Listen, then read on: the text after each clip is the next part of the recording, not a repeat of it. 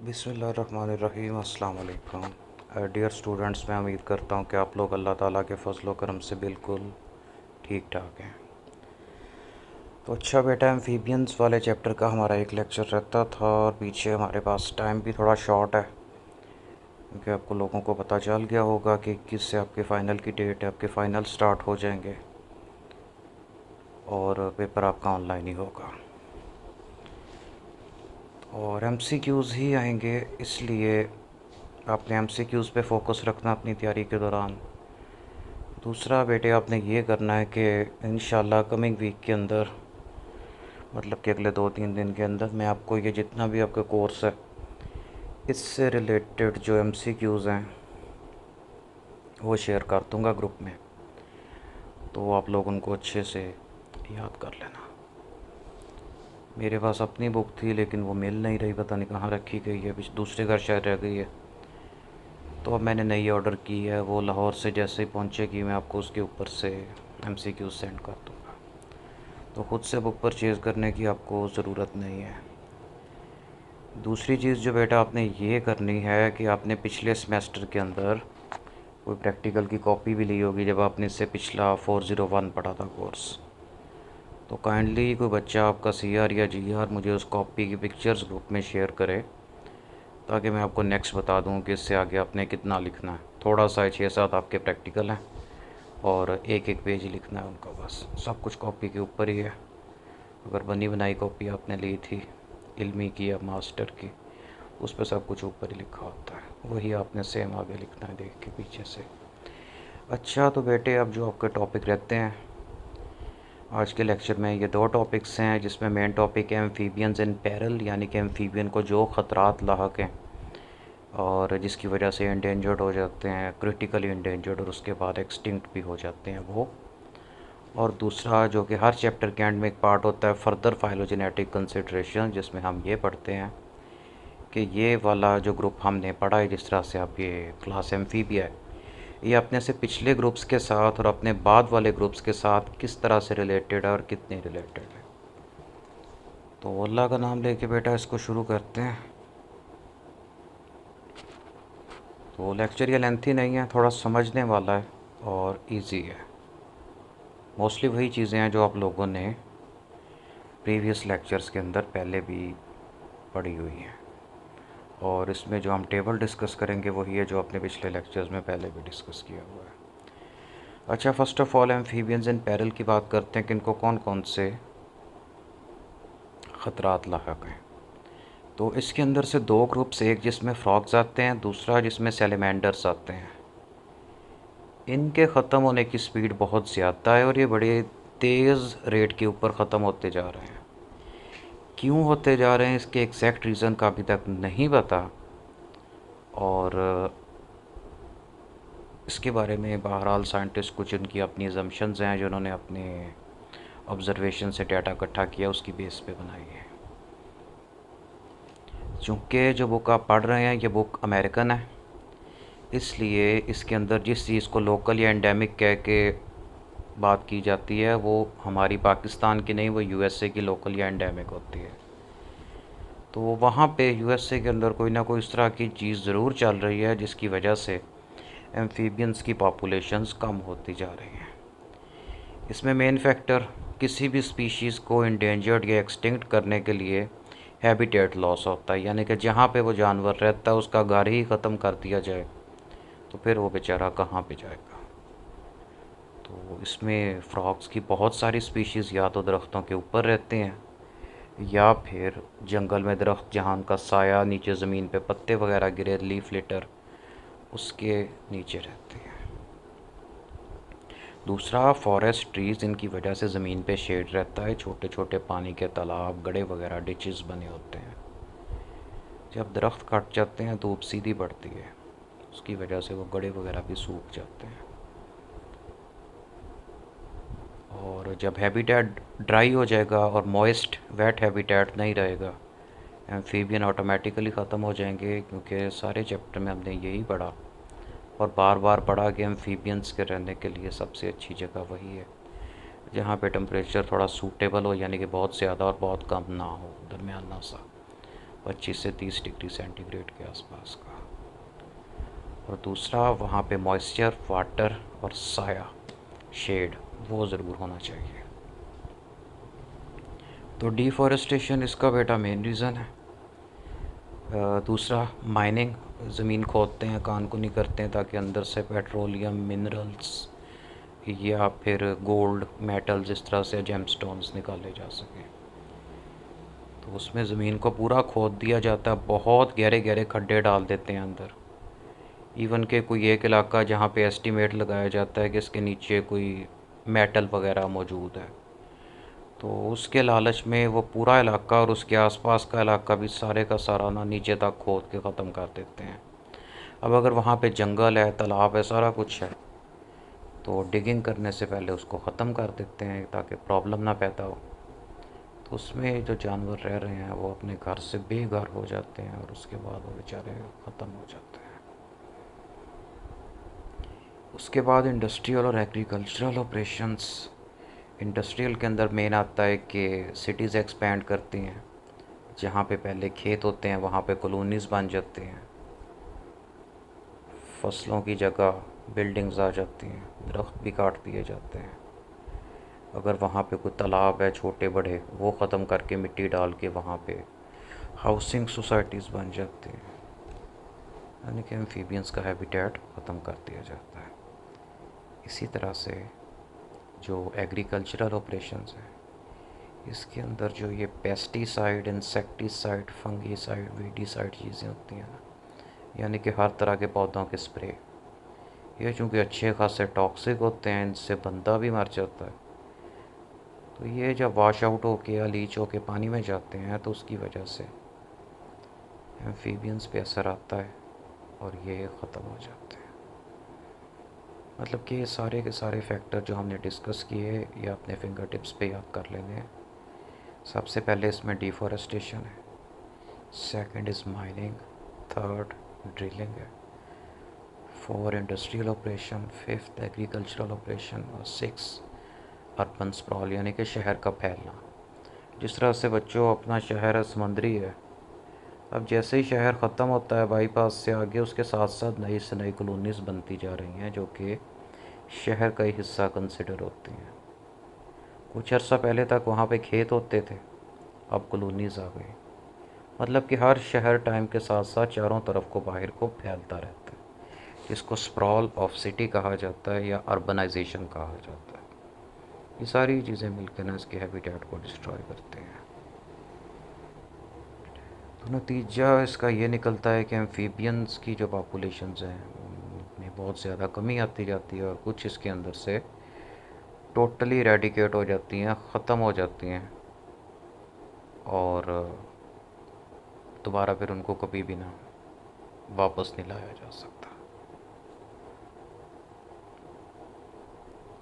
इसके अलावा दो ऐसे फैक्टर हैं जो एम्फीबियन की पॉपुलेशंस को ख़त्म करने में बड़ा इम्पोर्टेंट रोल प्ले करते हैं।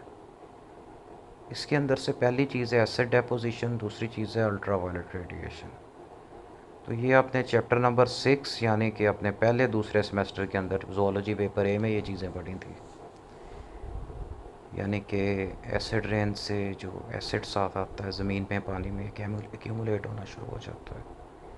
सिमिलरली ओजोन लेयर ख़त्म होने की वजह से इसमें गैप आ गया। इसकी वजह से जो सोलर रेडिएशन है, अल्ट्रावायलेट वगैरह, वो सीधी ज़मीन तक आती है और एम्फीबियंस की स्किन चूँकि बहुत मोटी, सख्त या फिर टोटली इम्परमिएबल नहीं होती, जिस वजह से ये अल्ट्रावायलेट रेडिएशन से बहुत ज़्यादा डैमेज होते हैं। इसके अलावा एम्फीबियन के एम्ब्रियो या इसके एग्स, चूँकि इन्होंने पानी में अंडे दिए होते हैं, उसके टैडपोल्स भी पानी में रहते हैं। अगर वहाँ पे पानी की पीएच चेंज होती है तो उसका उन पे बड़ा शदीद असर होता है। और अगर पीएच एसिडिक की तरफ जानी शुरू हो जाए, यानी कि पीएच पानी की वैसे 7.5-8 होती है, मोस्टली ये जो पॉन्ड्स वगैरह का पानी होता है इसकी 9, 9.5 तक भी चली जाती है, यानी कि स्लाइटली बेसिक होती है। लेकिन जैसे ये पीछे को आना शुरू होती है, 7 से नीचे आती है, एसिडिक हो जाती है, 5 पे काफ़ी ज़्यादा एसिडिक हो जाती है, जिसकी वजह से मोस्टली इसके एम्ब्रियोज जो होते हैं वो ख़त्म हो जाते हैं। तो नॉर्दर्न हेमिस्फीयर के अंदर, यानी कि जो दुनिया का ग्लोब होता है नक्शा आपके सामने, इसका जो ऊपर वाला आधा हिस्सा है इक्वेटर से ऊपर वाला, उसको नॉर्दर्न हेमिस्फीयर कहा जाता है। तो इसके बारे में ये एस्टीमेट लगाया गया है कि इंडस्ट्रियल रेवोल्यूशन आने से पहले, यानी कि 1920 के बाद का जो दौर है ना, 1920 के बाद का 100 ईयर्स पिछले, इसको इंडस्ट्रियल रेवोल्यूशन कहा जाता है। थोड़ा सा बैकग्राउंड मैं आपके साथ शेयर करता हूँ ताकि आप लोगों का कंसेप्ट बन जाए। पहले बेटा ये होता था कि जितनी भी चीज़ें थी, जूते, कपड़े, बर्तन, फर्नीचर और इस तरह का सभी सामान, ये बनता था हाथ से, हैंडमेड चीज़ें होती थी।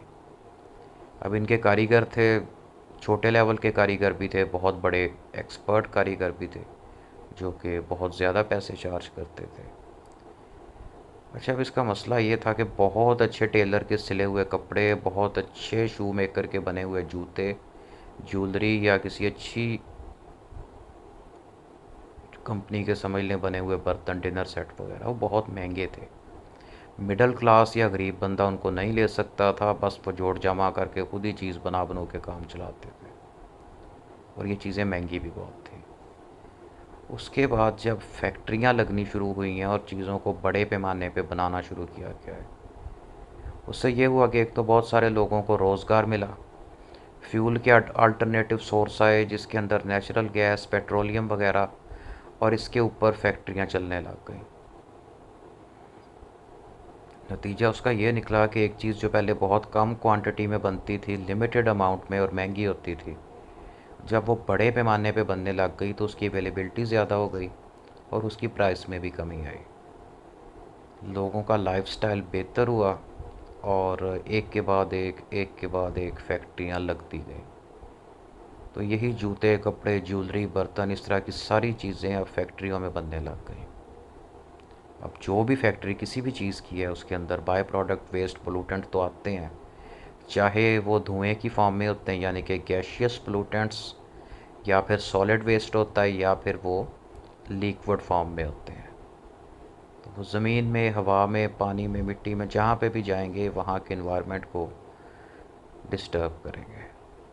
इसमें एक दूसरा टर्म होता है जिसको जीनोबायोटिक्स कहा जाता है, एक्स से, XENOBIOTICS, जीनोबायोटिक्स। तो जीनोबायोटिक्स हर वो चीज़ है जो हमारे नेचुरल इन्वायरमेंट का पार्ट नहीं है, उसको इंसान ने बनाया, इन्वायरमेंट में शामिल कर दिया, और वो नेचुरली डिकम्पोज भी नहीं होती।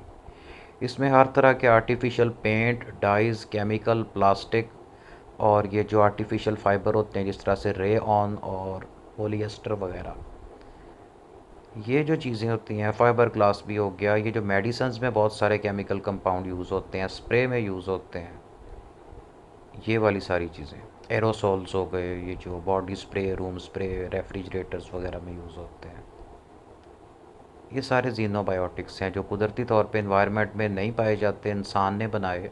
इसलिए इन्वायरमेंट में कोई भी इस तरह का बायोलॉजिकल एजेंट नहीं होता जो इसको डिकम्पोज करते, ये इन्वायरमेंट में रहते हैं, उसको मज़ीद ख़राब करते हैं। इसकी वजह से जो इन्वायरमेंट है ये पिछले 100 साल के अंदर 100 टाइम्स, 100 गुना ज़्यादा एसिडिक हो गया, और ये सारी मेहरबानी इंडस्ट्रियल रेवोल्यूशन और ये बहुत सारी फैक्ट्रियाँ लगने की है। तो अल्ट्रावायलेट रेडिएशन जिसकी वेवलेंथ 280 से 320 नैनोमीटर है, इसको UVB कहा जाता है, इसको अंडरलाइन कर लें, इंपॉर्टेंट MCQ है।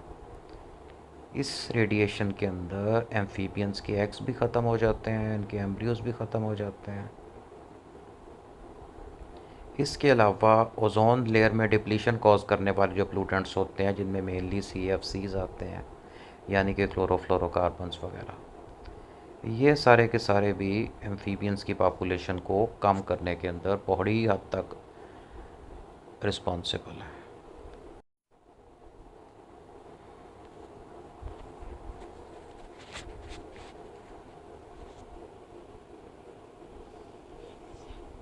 अच्छा, तो ये जितने भी आपने फैक्टर पढ़े, ये सारे के सारे एम्फीबियंस की पॉपुलेशन को कम करने के लिए रिस्पॉन्सिबल है। लेकिन इसके अलावा भी कुछ फैक्टर्स ऐसे हैं जो अभी तक क्लियरली पता नहीं चला इनका ये कौन सी चीज़ें हैं। फिर भी उनकी वजह से एम्फीबियंस की पॉपुलेशन दुनिया के कई हिस्सों के अंदर बहुत ज़्यादा कम हो रही है। इसकी एग्जांपल ये है कि जो बहुत दूर दराज के ट्रॉपिकल रीजन है, रेन फॉरेस्ट हैं ट्रॉपिकल रीजन्स के अंदर। ट्रॉपिकल रीजन मतलब जो इक्वेटर के बिल्कुल ऊपर और उसके बिल्कुल साथ वाले एडजेसेंट एरियाज़ होते हैं, गर्म मरतूब इलाके। यहाँ पे through out the year temperature comparatively ज़्यादा रहता है, लेकिन हवा के अंदर ह्यूमिडिटी काफ़ी होती है। और गर्मियों के मौसम में तकरीबन डेली बारिश होती है, लाजमन होती चाहे थोड़ी सी भी हो। तो इसी एरिया के अंदर ही रेन फॉरेस्ट पाए जाते हैं जिनको ट्रॉपिकल रेन फॉरेस्ट कहते हैं। और इनमें से बहुत सारे रेन फॉरेस्ट ऐसे हैं जो आबादी से, शहर से या इंसान की रीच से बहुत दूर है, वहाँ तक पहुँचना बहुत मुश्किल है।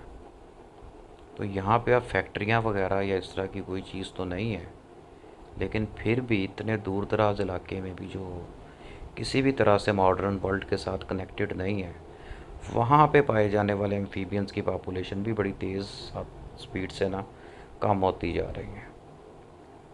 रीज़न इसका क्या है, तो रीज़न एग्जैक्टली अभी तक नहीं पता। तो इसके लिए कहा यही जाता है कि सारी दुनिया की जो गवर्नमेंट्स होती हैं मिलके इस चीज़ के लिए फ़ंड्स एलोकेट करें और साइंटिस्ट की हेल्प करें, ताकि वो एम्फीबियंस की पॉपुलेशन के अंदर ये जो इतनी ज़्यादा कमी आ रही है, इसका पता करें क्यों हो रही है और इसको ख़त्म करें। अच्छा, बुक पे इसका रीज़न नहीं लिखा कि ये ऐसा क्यों होता है। इसका रीज़न मैं आपको बता देता हूँ। बज़ाहिर जब कोई भी फैक्टर इस तरह का नज़र नहीं आता, तो इसका मतलब ये है कि जो फैक्टर है या तो वो वहीं पे प्रेजेंट है, कहीं बाहर से नहीं आया, या फिर भी कोई ऐसी चीज़ है जो इंसान को नॉर्मली नज़र नहीं आती। मैं किसी सुपर नेचुरल चीज़ की बात नहीं कर रहा कि कोई जिन भूत है इनको ख़त्म कर रहा है। इसमें अब ये जो अल्ट्रा वायलेट रेडिएशन है, ये सूरज की धूप सारी दुनिया पे पड़ती है, और अल्ट्रा वायलेट रेडिएशन जहाँ पे भी जाएगी मसाइल पैदा करेगी। सिमिलरली दूसरी चीज़ होती है एसिड रेन। आपको पता है कि बादल बनते एक जगह से हैं और हवा के साथ ये दूसरी कंट्री, इवन दूसरे कॉन्टिनेंट में चले जाते हैं, और हवा या तूफ़ान के साथ बादल उड़ते हुए कई हज़ार किलोमीटर का डिस्टेंस तय करके कहीं और जाके बरस जाते हैं। यानी कि जहाँ पे बनते हैं वो पानी ऐसा होता है जिसके साथ बहुत सारे वेस्ट, पोलूटेंट और डिफरेंट किस्म के ऑक्साइड आ जाते हैं, जिसमें नाइट्रोजन के ऑक्साइड आते हैं, सल्फ़र के ऑक्साइड आते हैं मेनली।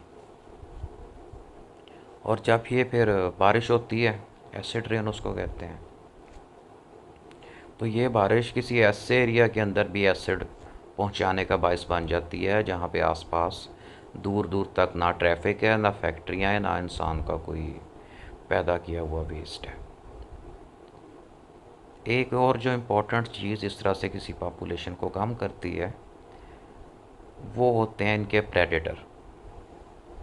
अगर किसी वजह से प्रेडेटर की पॉपुलेशन बहुत ज़्यादा हो जाए, तो वो प्रे के किसी मेंबर को नहीं छोड़ेंगे, सबको खा के ख़त्म कर देंगे।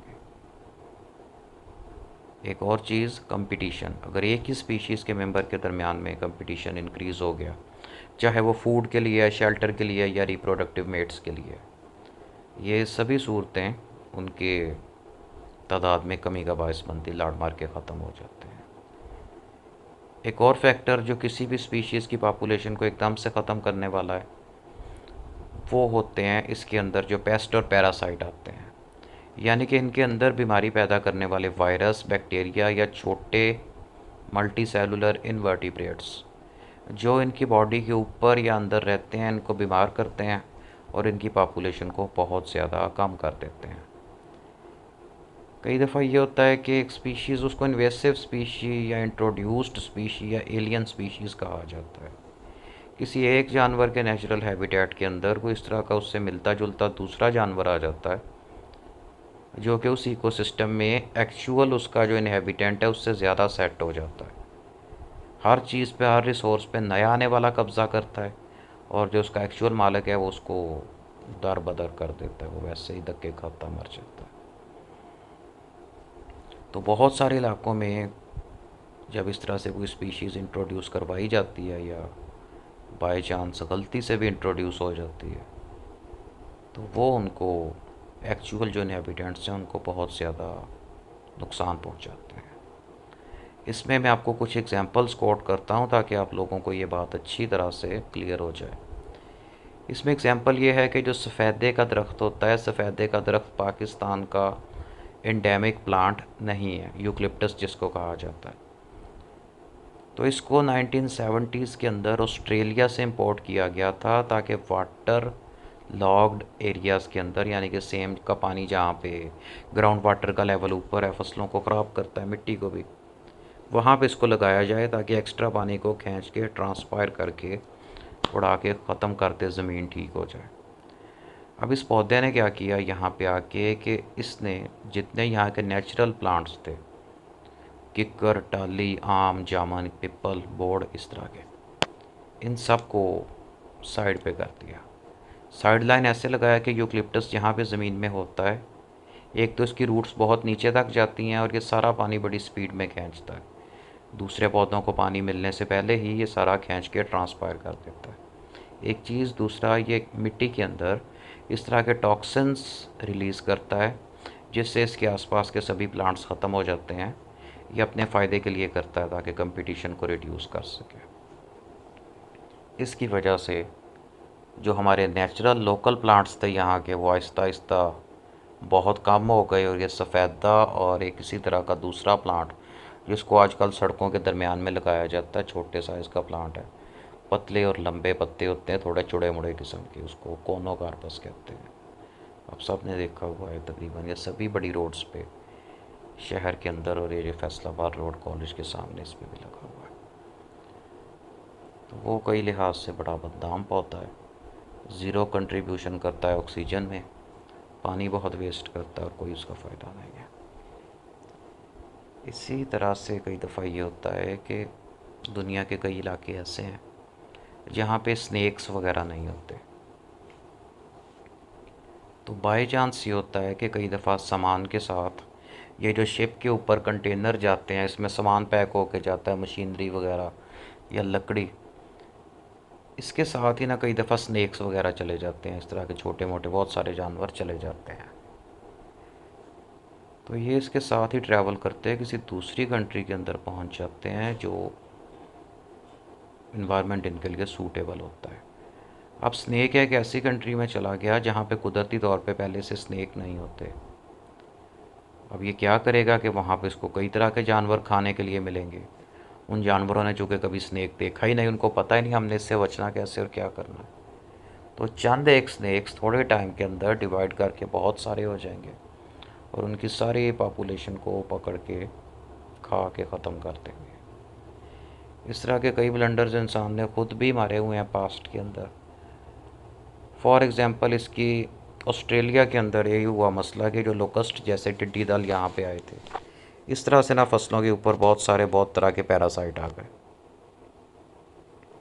तो उनके बायोलॉजिकल कंट्रोल के लिए उनके साइंटिस्ट ने ये सजेस्ट किया कि जो बड़े साइज़ का मेंढक होता है, जिसको बुल फ्रॉग कहते हैं, 1.5-2 किलो का मेंढक होता है, बहुत बड़े सारे साइज़ का, तो वो ना दूसरी कंट्री से ला के ना यहाँ पे इंट्रोड्यूस करवाए जाएं ताकि वो ये सारे कीड़े मकोड़े खा के ख़त्म कर दें।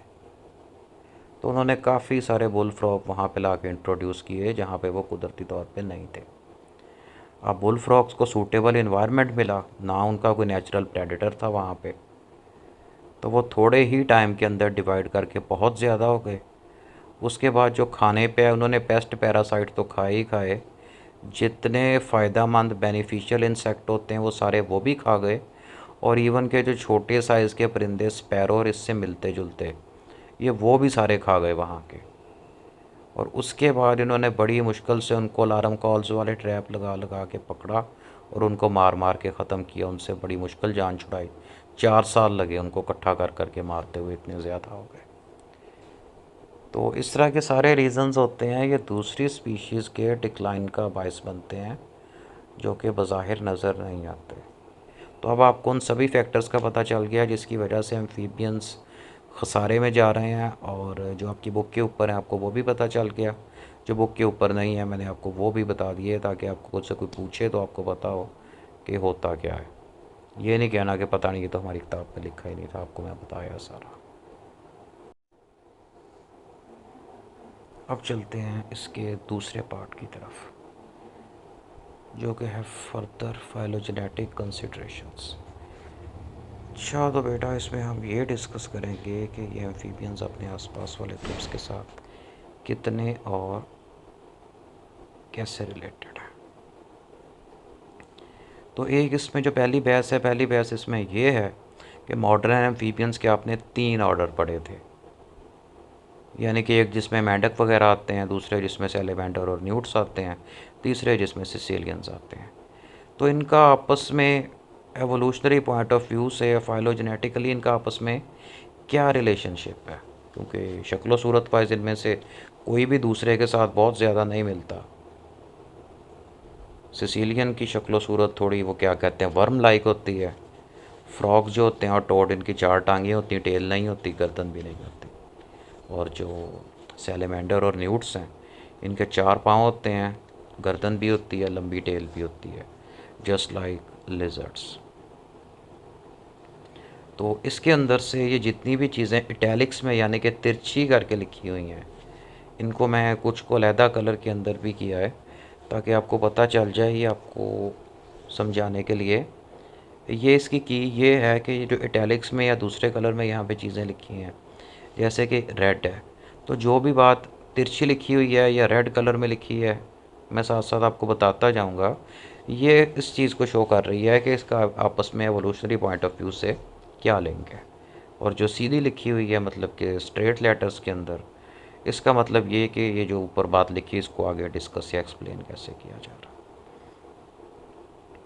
तो रेड से पढ़ना शुरू करते हैं कि कुछ zoologist हैं वो एन्यूरन्स, यूरोडेल्स और सिसिलियन इसको एक ही सिंगल सब क्लास के अंदर रखते हैं। उसका नाम है लिस एम्फीबिया, यानी कि क्लास एम्फीबिया, सब क्लास लिस एम्फीबिया, और उसके अंदर ये अगले सारे ग्रुप्स आते हैं, न्यूरन्स, यूरोडेलियस और सिसिलियंस। तो इस प्लेसमेंट से ये पता चलता है कि मॉडर्न एम्फीबियन जितने भी हैं इसके तीनों ग्रुप्स, इनका एंसेस्टर कोई एक ही है और आपस में ये ज़्यादा लिंक्ड हैं क्योंकि सेम करेक्टर्स हैं, मतलब कि शक्ल सूरत सेम अगर नहीं भी है तो इनके इंटरनल करेक्टर, लाइफस्टाइल सारा कुछ सेम है, जिससे ये एक दूसरे के क्लोज रिलेटिव बनते हैं। तो वो लोग जो इस क्लासिफिकेशन पॉइंट को शो एक्सेप्ट करते हैं वो कॉमन करेक्टरिस्टिक्स की बेस पे करते हैं, यानी कि जिस तरह से इसके अंदर आपने बोन पढ़ी थी जिसको स्टेप्स कहते हैं, स्टेप्स अपर कॉलम कॉम्प्लेक्स है, importance of skin in gas exchange है, और उसके बाद इसकी स्कल और टीथ है, ये इसका जो स्ट्रक्चर है वो। तो ये चूँकि आपस में सिमिलैरिटीज़ हैं, इस बेस पे कहा जाता है कि ये तीनों ग्रुप्स आपस में क्लोजली रिलेटेड है।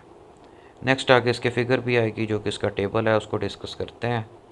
आगे चलने से पहले मैं आपको एक चीज़ बताता चलूँ कि ये जो आगे एम्फीबियन, रेप्टाइल, बर्ड्स और मैमल, यानी कि ये जो 4 ग्रुप्स हैं इनमें आपस में एवोल्यूशनरी पॉइंट ऑफ व्यू से इनका जो रिलेशनशिप है इसको ट्रेस करने के लिए जो इनकी स्कल की शक्ल सूरत है और स्कल के अंदर जो सुराख होते हैं, सॉकेट्स जिसमें आँखें वगैरह फिट होती हैं, कानों के सुराख होते हैं, उसकी बड़ी इंपॉर्टेंस है और उसको आपस में कंपेयर कर करके स्टडी किया जाता है।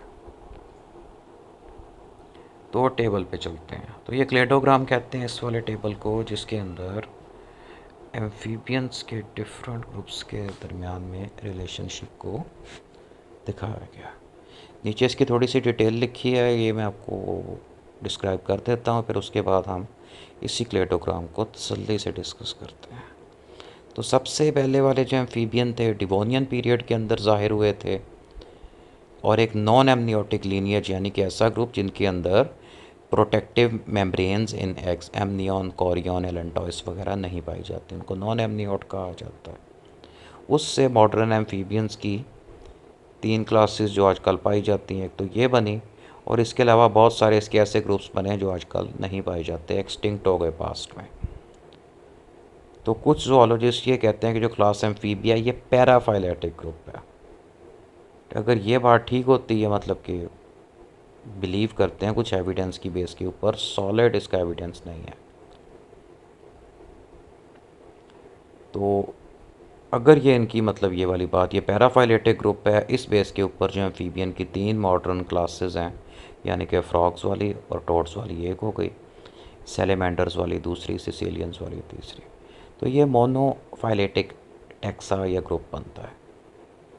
ठीक है, मोनोफाइलेटिक का मतलब ये है कि पीछे से सिंगल एक ही लाइन चलती आ रही है और आगे जाके बस ये तीन में डिवाइड हो गई, यानी कि शुरुआत इनके पीछे से एक ही है, आगे उसके फिर तीन ग्रुप बन गए।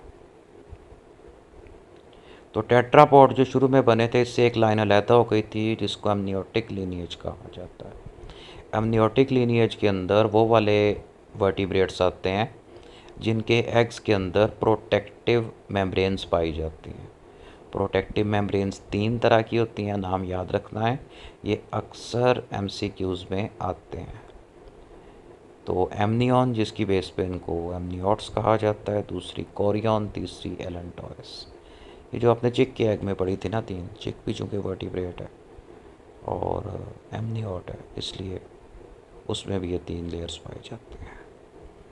अच्छा, तो एमनियोट्स के ग्रुप्स के अंदर सबसे पहला जो एमनियोट्स का ग्रुप है वो रेप्टाइल है। रेप्टाइल को फर्स्ट एमनियोट्स कहा जाता है। उसके बाद बर्ड्स और मैमल्स आते हैं। कुछ ऐसे ग्रुप्स हैं जो थे तो सही इसमें, लेकिन अब नहीं पाए जाते। तो इस क्लेडोग्राम के अंदर जहाँ पे ये क्रॉस वाला या डैगर, डैगर खंजर को कहते हैं, खंजर वाला सिंबल बना हुआ है, इसका मतलब ये है कि जिस नाम के आगे ये डैगर बना हुआ है वो इस फाइलम या ग्रुप अब नहीं पाया जाता, एक्सटिंक्ट हो चुका है। और जिसके साथ ये नहीं बना हुआ, इसका मतलब ये है कि वो एक्सटेंट है। एक्सटेंट का मतलब होता है वो जानवर का ग्रुप या जानवर जो अभी पाया जाता है, ज़िंदा सलामत, एक्सटिंक्ट नहीं हुआ। एक्सटिंक्ट और एक्सटेंट, EXTANT, नाम याद रखना है। तो उसके बाद इससे जो ग्रुप से आगे छोटे मज़ीद सब ग्रुप्स बनते हैं और उनके आपस में जो सिमिलैरिटीज़, डिससिमिलैरिटीज़ वगैरह हैं, वो इसके अंदर नहीं दी गई, क्योंकि उसकी बेस के ऊपर फिर ये क्लेडोग्राम बहुत बड़ा और बहुत ज़्यादा कम्प्लेक्स हो जाएगा। हाँ, अगर आप में से किसी बच्चे को शौक़ है वो देखने का या उसको पढ़ने का, तो वो आपको इजीली नेट पे मिल जाएगा, वो आप उसको सर्च करके देख सकते हैं। तो अच्छा, अब इसी क्लेडोग्राम को, ये थोड़ा इसकी क्लोज़अप पिक्चर है, इसको डिस्कस करते हैं। सबसे नीचे जहाँ पे लेफ़्ट पे ग्रीन कलर की लाइन आ रही है और लिखा हुआ है 4 लिम्स टेरेस्ट्रियल लोकोमोशन, यहाँ से इसको देखना शुरू करना बेटा आपने। तो ये वो करैक्टर हैं जो इस लाइन में ऐड हुए, यानी कि 4 इनके लिम्स बने और ये खुश्की के ऊपर चल फिर सकते थे। उससे कुछ अर्सा बाद जाके इसके अंदर एक दूसरा करैक्टर ऐड हुआ, वो था मूवेबल हेड, यानी कि अपने सर को इधर उधर ऊपर नीचे लेफ़्ट राइट मूव कर सकते।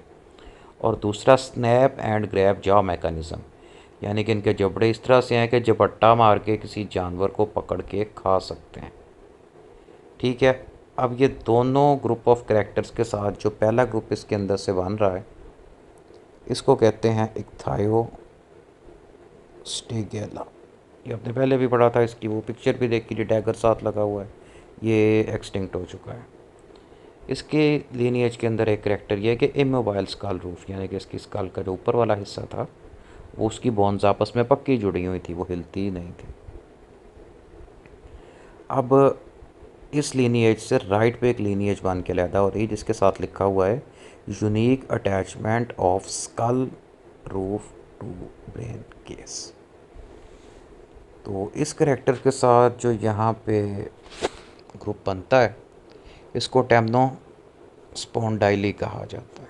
ये भी एक्सटिंक्ट हो गया और इसी के साथ से ग्रुप जो अलहदा हो गया एंड पे जाके एन्यूरा, वो भी पाया जाता है। अब ये एक्सटिंक्ट ग्रुप और एन्यूरा के अंदर सेम करैक्टर क्या है कि इनकी स्कल का ऊपर वाला हिस्सा और जो उसके चारों तरफ की बाउंड्री होती है, ये एक ही तरह की अटैचमेंट थी इनकी।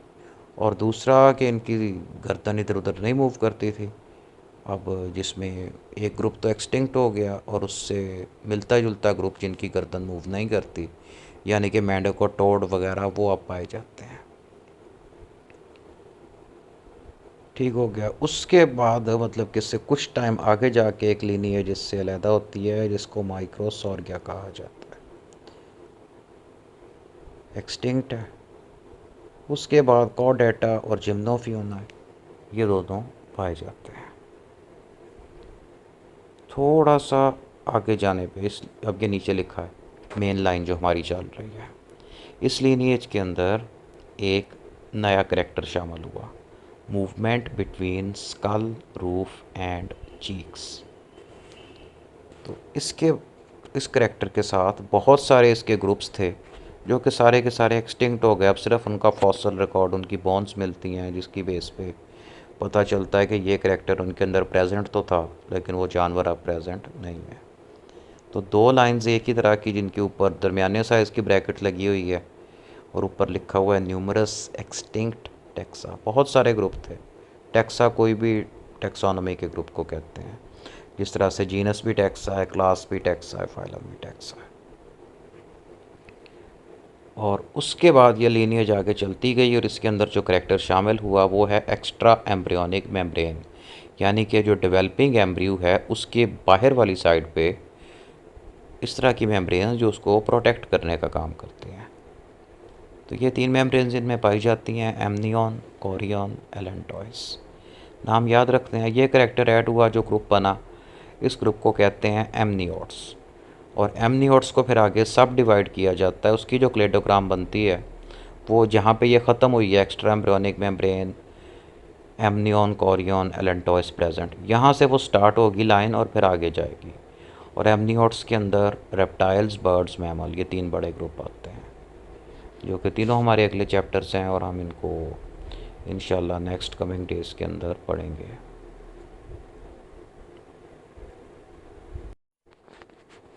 अच्छा, तो बेटा इनकी एवोल्यूशन से रिलेटेड एक थ्योरी तो आपने पढ़ ली, जो आपने पहले रेड में लिखी हुई पढ़ी है। अब एक दूसरी थ्योरी की बात करते हैं जो यहाँ पे रेड कलर में लिखी हुई है। तो ज़ूलॉजिस्ट का एक दूसरा ग्रुप है, वो ये बिलीव करते हैं कि मॉडर्न एम्फीबियन, यानी कि जो इनके तीन ग्रुप्स हैं, ये किसी सिंगल लाइन या सिंगल लीनिएज या सिंगल एंसेस्टर से नहीं बने। ये कम अज़ कम दो ऐसे ग्रुप से आगे तीन ग्रुप बने हैं, जो कि इनके पिछले ग्रुप्स भी थे, यानी कि इनके एंसेस्टर वो भी नॉन एमनियोट थे। यानी कि दो प्रीवियस कोई भी पुराने एंशिएंट ग्रुप्स थे जो आगे जाके मॉडर्न एम्फीबियंस के तीन ग्रुप्स के अंदर, जिसके तीन ऑर्डर्स हैं, उनमें चेंज हो गए। तो ये किस बेस पे ऐसे कहते हैं कि डिफरेंट अदर स्ट्रक्चर, जिस तरह से वर्टिब्रल कॉलम का स्ट्रक्चर, वो तीनों ऑर्डर्स के अंदर आपस में मैच नहीं करता। ये चीज़ आप लोगों ने भी नोटिस की होगी अपने प्रीवियस लेक्चर्स के अंदर, जब हम इसकी लोकोमोशन पढ़ रहे थे। आपने फ्रॉग का वर्टिब्रल कॉलम भी देखा था और आपने सैलेमेंडर का वर्टिब्रल कॉलम भी देखा था। इनके साइज़ के अंदर, शेप के अंदर अच्छा खासा फ़र्क है।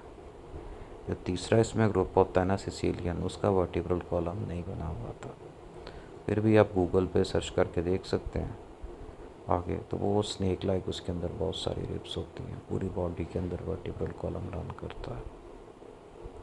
तो वर्टिब्रल कॉलम जो कि फ्रॉग और सैलेमेंडर की बात कर लें, इन दोनों के वर्टिब्रल कॉलम यानी कि रीढ़ की हड्डी वगैरह, इसके मोरे, उनकी शेप, अच्छा खासा इनमें फ़र्क है।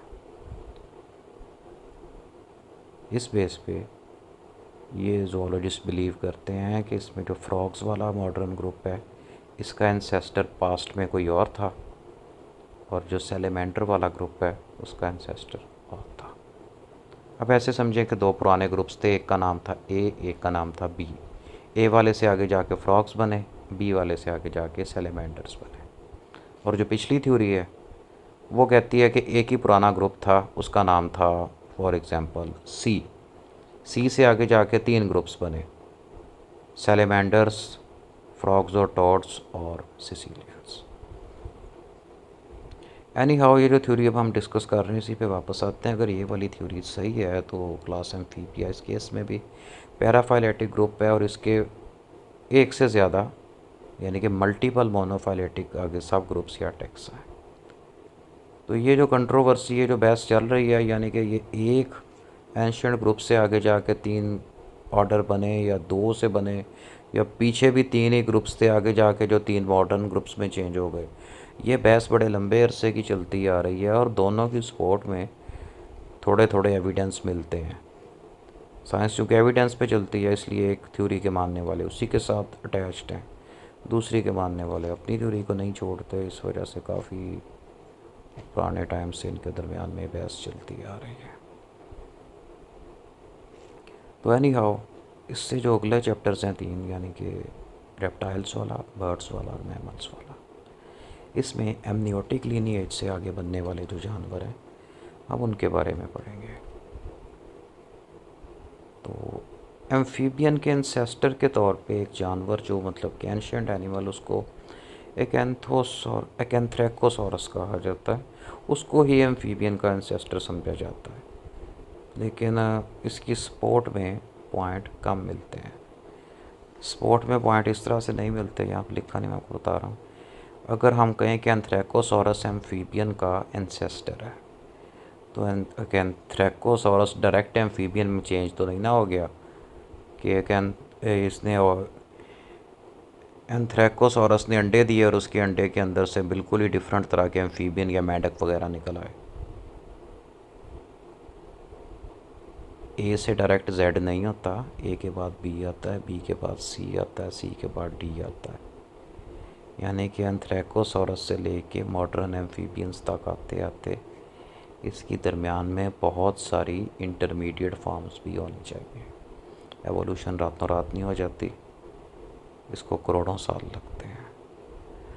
और एम्फीबियन के साइज़ और इतनी कम्प्लेक्सिटी के एनिमल्स को कम अज़ कम 6 से 8 करोड़ साल चाहिए ताकि ये इवॉल्व करके एक टोटली डिफरेंट ग्रुप के अंदर चेंज हो जाए। तो मसला यहाँ पे ये है कि एंथ्रेकोसॉरस और एम्फीबियंस के दरमियान वाली जो इंटरमीडिएट फॉर्म्स हैं उनके फॉसिल्स नहीं मिलते, अभी तक नहीं मिले। इस बेस पे ये थ्योरी भी कमज़ोर है, बल्कि समझें कि एक हाइपोथेसिस है, क्योंकि इसकी स्पोर्ट में बहुत सारे पॉइंट्स नहीं जाते। आप इसको एक अच्छे लेवल का हाइपोथेसिस कह सकते हैं। अच्छा, अब ये फिर ये येलो कलर से लिखा है जो नीचे वाला टेक्स्ट है, और ये इटैलिक्स में लिखा है, मतलब कि एवोल्यूशनरी पॉइंट ऑफ व्यू से बात हो रही है और आगे इसकी डिस्कशन आएगी। तो एम्फीबियन लिनिएजेस के अंदर 3 तरह के एवोल्यूशनरी चेंजेस आए, जिसकी वजह से ये खुशकी के ऊपर ज़्यादा बेहतर तरीके से रह सकते हैं। तो इसमें से 2 चेंजेस ऐसे हैं जो शुरू में ही हो गए, और ये सभी एम्फीबियन यानी कि एम्फीबियन के तीनों ग्रुप्स के अंदर पाए जाते हैं। आखिरी जो चेंज था वो इनके स्केलेटन के अंदर और मसल्स के अंदर आया था, जिसकी वजह से ये खुशकी के ऊपर बड़ी स्पीड में चल सकते हैं। दूसरा जो चेंज इसके अंदर आया था वो ये था जॉ मैकेनिज़्म और मूवेबल हेड, जिसकी वजह से ये अपने सर को ऊपर नीचे लेफ़्ट राइट टर्न करके अपने आसपास जो कीड़े मकोड़े या इनका कोई भी शिकार है उसको बेहतर तरीके से देख सकें और उस पर हमला कर सकें। उसके बाद इनके जो जॉज होते हैं वो और उसके साथ जो अटैच मसल्स हैं उसकी अरेंजमेंट ऐसी है कि जिसकी वजह से मतलब कि जैसे पास्ट ग्रुप था जो रेप्टिस्टियन फिशेस थी, वो भी ऐसे झपट्टा मार के अपने शिकार को पकड़ लेती थी, उसको अपने मुंह में थोड़ी देर के लिए दबा के भी रख सकती थी और उसको ऐसे दबा के क्रश भी कर सकती थी। चबा नहीं सकती थी, सिर्फ क्रश कर सकती थी। तो ये अडाप्टिव फ़ीचर वो था कि यही फ़ीचर फिर आगे टेट्रापॉड्स के अंदर और एम्फीबियंस के अंदर भी ट्रांसफ़र हुआ, और उन्होंने खुशकी के ऊपर जब इंसेक्ट्स को पकड़ना शुरू किया तो उनके पकड़ने का पैटर्न भी यही था कि उसको झपट्टा मार के पकड़ते थे और अपने माउथ के अंदर अपने दांतों के नीचे दबा के रखते हैं और साबुत ही निगल लेते हैं। आपको बताया था कि एम्फीबियंस के दांत भी कॉनिकल शेप के होते हैं। ये ना तो किसी चीज़ को काट के उसके पीस कर सकते हैं, ना उसको चबा के छोटा छोटा कर सकते हैं। इसके दांत सिर्फ इतना काम करते हैं कि जब शिकार इसके मुंह के अंदर है तो दांत जिस तरह किसी चीज़ में कील नहीं ठोक देते, वैसे वो उसका जो शिकार उसकी बॉडी के अंदर पेनिट्रेट कर जाते हैं, जिसकी वजह से उसके निकल के भाग जाने के चांसेस कम हो जाते हैं, और ये फिर उसको ज़ोर लगा के अपने हाथों से धकेल के खा लेते हैं। वीडियोज़ आप लोगों की पिछली वो प्रेजेंटेशन में ऐड की थी, जिसमें ये जो फ्रॉग्स वगैरह को कीड़े मकोड़े खाते हुए स्लो मोशन में दिखाया गया था। इनका फीडिंग मैकेनिज़्म वाले लेक्चर के अंदर आपको दोबारा से मिल जाएगी, आप वहाँ से उसको जाके देख सकते हैं। खैर, इसके अंदर जो तीसरा चेंजेस का ग्रुप आया था वो था एमनियोट लीनिएज के अंदर, यानी कि इस तरह का एक एग बनना जो कि बिल्कुल ड्राई लैंड कंडीशन के ऊपर भी सरवाइव कर सके। तो ये जो 3 ग्रुप ऑफ कैरेक्टर्स की बात हुई, इसके अंदर से शुरू वाले 2 यानी कि बोन्स और मसल्स के अंदर जो चेंज आया वो, दूसरा जॉज और उसके साथ एसोसिएटेड मसल्स और इसका सर वगैरह सारा मैकेनिज़्म जो कि मेनली शिकार करने में हेल्प करता है। ये चेंजेस तो ऐसे हैं कि सभी एम्फीबियंस के अंदर आए और सभी के अंदर आज भी देखे जा सकते हैं। तीसरा जो चेंज है जो ज़रा बाद में जाके आया और एम्फीबियंस के अंदर प्रेजेंट नहीं है, वो ये कि किस तरह का एग बनना जो कि डेसिकेशन रेजिस्टेंट हो। यानी कि अगर खुश्की में, धूप वगैरह में, गर्मी में पड़ा भी है तो कुछ टाइम के बाद सूख के, डिहाइड्रेट हो के, चौड़मोड़ हो के ख़त्म ना हो जाए, वो बिल्कुल ठीक ठाक रहे। तो इस तरह का एग एम्फीबियंस के अंदर तो नहीं बना। इनके बिल्कुल अगला जो ग्रुप है यानी कि रेप्टाइल्स, उसके अंदर बना। इस बेस पे एम्फीबियंस को एमनियोट्स कहा जाता है और रेप्टाइल्स को एमनियोट्स कहा जाता है। रेप्टाइल से ऊपर जितने भी एनिमल जिससे ऊपर वाले ग्रुप्स में आते हैं यानी कि बर्ड्स और मैमल, वो भी एमनियोट है। उनके एग्स के अंदर भी प्रोटेक्टिव मेम्ब्रेन्स होते हैं। तो जो एमनियोटिक एग होता है, अब ये नहीं कि इसके अंदर उसका पानी से कोई लेना देना ही नहीं है, तो पानी इसके अंदर ज़रूर प्रेजेंट होता है।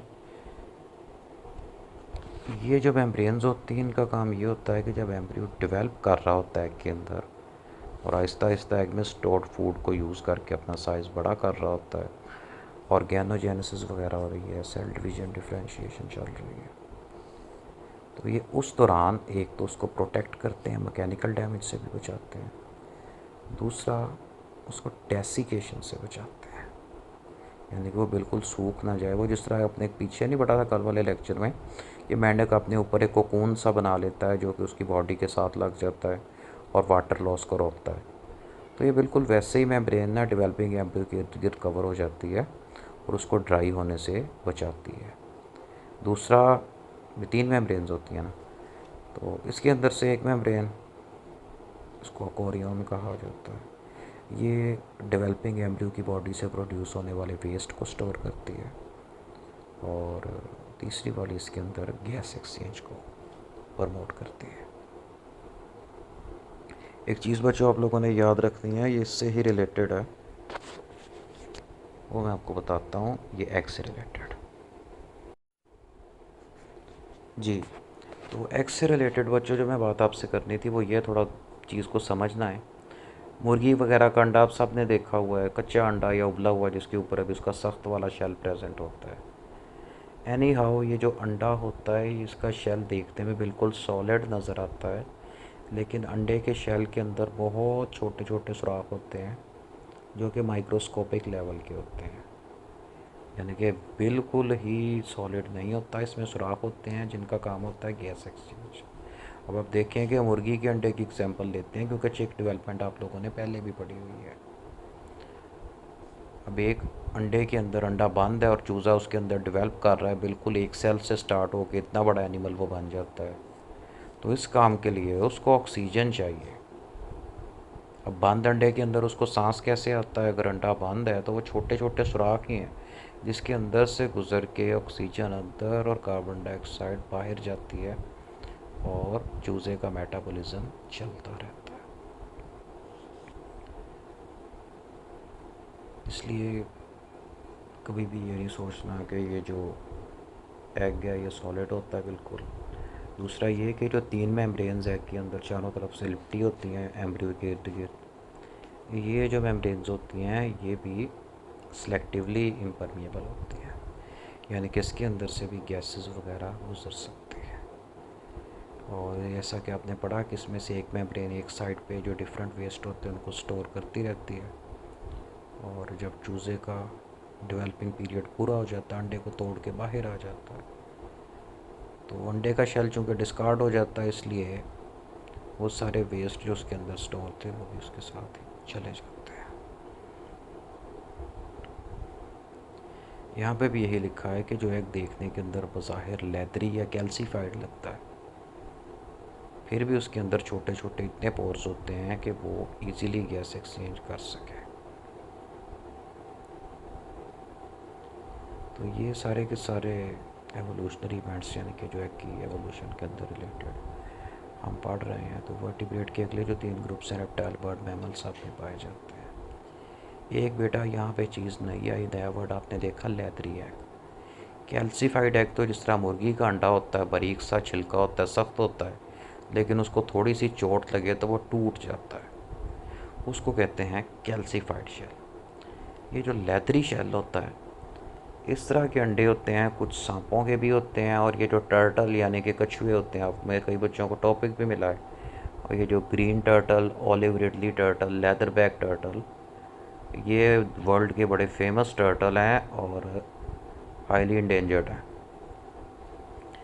अच्छा, इनके जो अंडे होते हैं, इनका शेल देखने में मतलब कि मुर्गी के अंडे की तरह ऊपर से वाइट ही होता है, लेकिन वो जिस तरह का लेदर होता है ना, जिस लेदर के वॉलेट और बैग बनते हैं, उसकी एक शेप होती है, डेफिनेट शेप, लेकिन जब उसको उंगली रख के दबाएं अंदर को पिचक जाता है।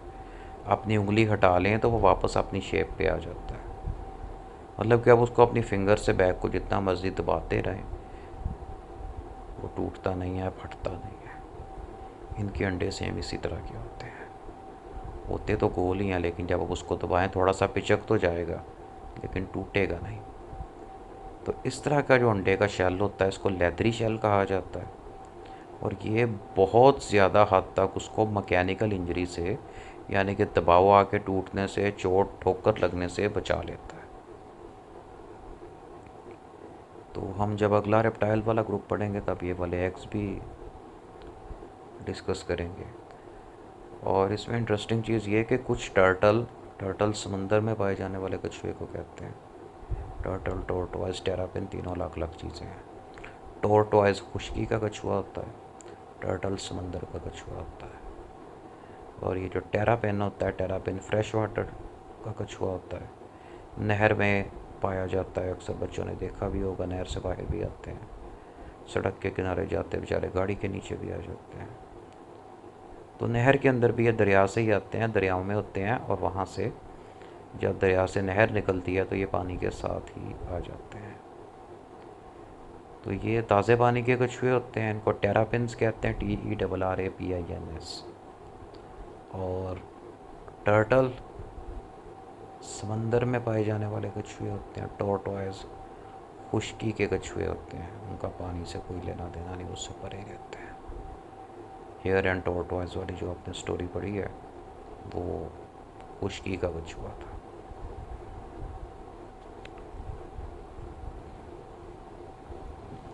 ठीक हो गया मेरे बच्चों, तो ये टॉपिक था आपका आखिरी, आपका एम्फीबियंस वाला चैप्टर कंप्लीट हो गया। अगर किसी बेटे का कोई सवाल है तो वो पूछ सकता है, किसी किस्म की कोई कन्फ्यूजन है तो वो भी अब मेरे से डिस्कस कर सकते हैं इस लेक्चर के रिलेटेड। और अगर किसी बच्चे को अभी तक असाइनमेंट का कुछ नहीं समझ आ रहा तो वो भी डिस्कस कर सकता है कि डाटा कहाँ से लेना है, कैसे लिखना है। अगर कोई बच्चा डाटा चेक करवाना चाहता है तो वो भी चेक करवा सकता है। असाइनमेंट को बड़ी तवज्जो से बनाना है, क्योंकि ये असाइनमेंट आपके मिड के इक्विवेलेंट है, और जितने मिड के मार्क्स होते हैं उतने इसके होंगे। इसलिए असाइनमेंट, प्रेजेंटेशन और इसका जो वाइवा आपने देना, यानी कि असाइनमेंट के अंदर से ही आपसे क्वेश्चन पूछे जाएंगे जिसके आप आंसर देंगे, इसको बच्चों आप लोगों ने बहुत अच्छे से तैयार करके आना है। Thank you very much and अल्लाह हाफिज़, गुड नाइट।